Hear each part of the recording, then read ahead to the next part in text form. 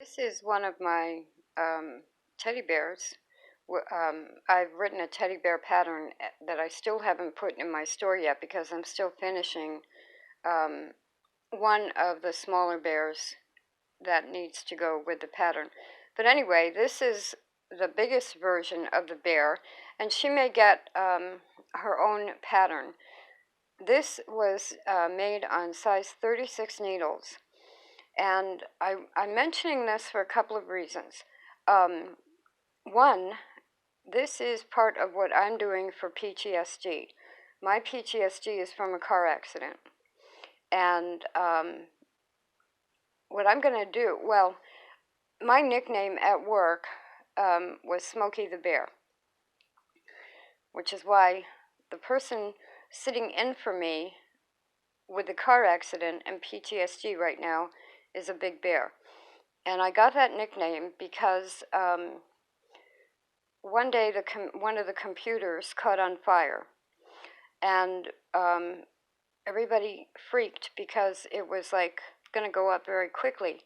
And I threw my coat on it, yelled at Liz to unplug it, threw my coat over it because my coat was leather, and I knew that the fire wouldn't go through the leather. And I grabbed the computer and I brought it outside and saved the newspaper. I worked at a newspaper. I mean, that's kind of an exaggeration and a little bit of bragging because I never talk about it. But this is why PTSD and talking about PTSD and the event is important. I completely had forgotten that they called me Smokey the Bear at work. When I had my car accident, I was going out to get a sandwich for lunch at work, had a coworker with me in the car, and so by that time, I already had this nickname of Smokey the Bear at work, and and I actually do love Smokey the Bear. So from a PTSD standpoint, this is very positive to, and not everybody can recreate it like this maybe, but what I'm doing is I made a bear. I'm currently dressing her in clothes I would have had on that day, a black turtleneck, dark pants, and I had this green sweater on the day of the car accident. So this bear is going to stand in for me. And I'm actually going to use my 1891 white treadle to build a mostly knitted version of my car. The white is going to build a car. And this is going to be a therapy tool, in a sense, and yet I won't have to get in the car and go through everything again because I call my bears, my own bears, PB. PB is going to sit in the car seat for me, and then I can talk about what happened. And in my case, my counselor and I have just started really approaching a car accident. And a lot of the words I was left with that day are Batman words. Kapow, zowie, crash. Those are the words that were in my head as the accident happened. So I've got a Batman comic book, and I've got my PB Bear that's going to sit in the driver's seat, and I'm going to build a car. So the reason I'm mentioning this is I'm not sure what I'll call the series of videos yet, but as I do this, it may be of interest to other people with PTSD. Now, a lot of them are soldiers, and you could do this in miniature with buying a package of the little plastic green army men and recreating the situation. And when it's not safe, or it doesn't feel safe, or it starts to scare you, you stick it all in a bag and put it in a locked box or something and go back to it when you can go back to it. But anyway, so this morning, this is the back of PB's head, and on all of the other bears made with the same pattern, it's not quite that obvious that there's a gathering of the head. And again, this is what PTSD is. So this bear is sitting on a chair, and I'm walking around my house, and all of a sudden I remember that I had my hair in a French braid the day that the accident happened. I'm looking at the back of PB's head and I'm saying, okay, what am I going to do with the back of her head? And I'm like, oh, wow, I had a French braid that day.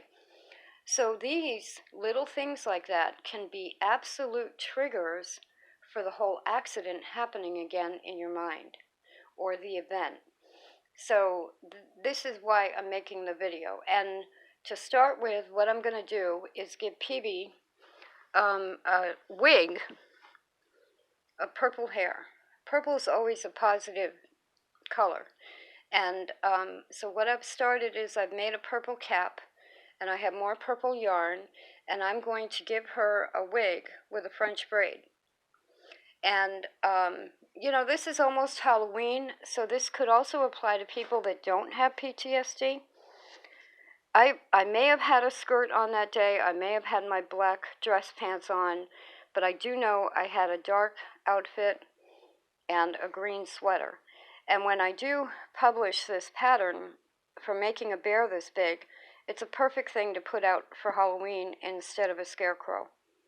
You know, put Happy Halloween across it and orange happy things instead of ghoulish things. So that's an idea for people without PTSD. But the first couple of videos I'm going to do is how to take a loom knit hat, which has wide spacing, and it'll be easy to pull the yarn through, and use it as even either a hat liner to put hair under a hat, or this is stretchy enough where I'm going to be able to fit this to the bear after I put the hair on it and stitch it in place like a wig cap. So this bear is going to get a French braid, and I don't know how often I'll post these videos, but I'll put them on there as I do them. And if you're thinking of doing this, what you need is an empty gallon milk jug filled with water, because it makes a wonderful, you can't really see it in the dark, it makes a wonderful wig stand. So I can tape this hat to the bottle filled with water, and then use a needle to pull the hair through. So you're getting the idea. And then I'll show you how to do a French braid. But this is the first of the videos. And the most exciting news is that I'm going to use the 1891 treadle to do this whole car project. People powered is positive. The gas pedal, in my case, again with a car accident, I treadle standing up with my right leg, and my right leg gives me a problem now.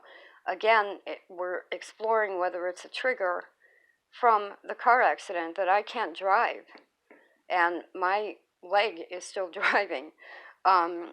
So the treadle is a positive thing, but also the white has the best clearance if I start to layer the car. The car's going to be flat. As far as I know right now, it depends on how much stuffing I have. And I'm going to make chairs and seats and a back seat. So we'll see how this goes along. But if you have PTSD, you can use miniatures. Either, no matter what your event was, you can buy fairly cheaply miniatures of similar items and recreate the event and walk yourself through it. It's connected with tell your story, read your story.